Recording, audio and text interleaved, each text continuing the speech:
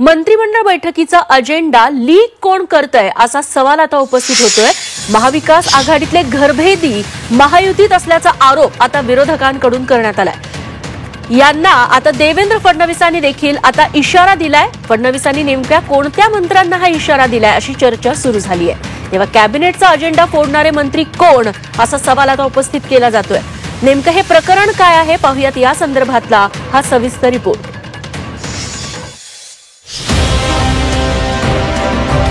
कॅबिनेटचा agenda leak कोण करतंय? मवियातले घरभेदी महायुतीत असल्याचा आरोप।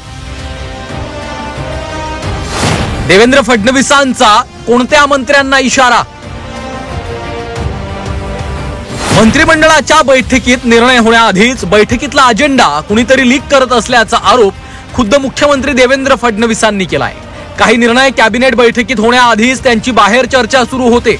काही विषय मंत्रिमंडळ बैठकीत चर्चेला येण्याआधीच माध्यमांमधनं चर्चा झाली। त्यामुळे संतापलेल्या मुख्यमंत्री देवेंद्र फडणवीसांनी थेट मंत्र्यांनाच इशारा दिलाय। मी मंत्र्यांना देखील सांगितलेलं आहे की आपल्या कार्यालयांना सांगा, अन्यथा मला कारवाई करावी लागेल।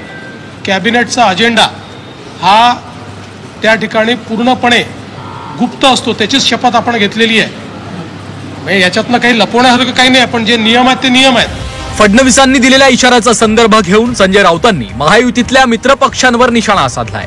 महाविकास आघाडीत असलेले नेतेच महायुतीत जाऊन मंत्रिमंडळाचा अजेंडा लीक करत असल्याचा टोला संजय राऊतांनी लगावलाय। उद्धव ठाकरे माननीय मुख्यमंत्री असताना सुद्धा त्यांच्या बैठकीतून अशा प्रकारचा अजेंडा लीक होतो, प्रयत्न सुरू होता आणि तेच लोक त्यांच्या सरकारमध्ये आहेत। फितूर इथे होते, तेच फितूर तिथे आहेत तुमच्या मंत्रिमंडळात आणि फितूर त्यांचं काम योग्य प्रकारे करतायत। आधीच्या राज्यामध्ये सुद्धा ह्याच लोकांनी हेच उद्योग केले आणि आता सुद्धा फडणवीसांच्या सरकारमध्ये तेच फितूर सन्मानाची पदं घेऊन बसलेले आहेत आणि ती त्यांची भूमिका योग्य प्रकारे वठवतात।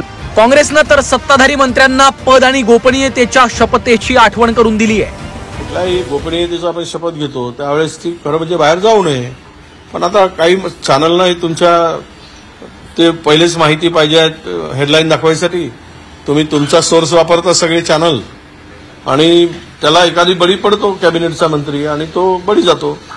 त्यामुळे आता त्याचे खरं म्हणजे प्रत्येक मुख्यमंत्री या सूचना देत असतात, परंतु आता त्यातले फितूर हा शब्द काही ठिकाणी वापरला आहे की मंत्रिमंडळात फितूर आहेत का?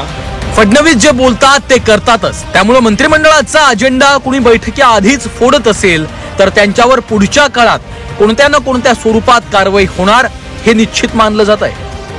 ब्युरो रिपोर्ट, झी 24 तास, मुंबई।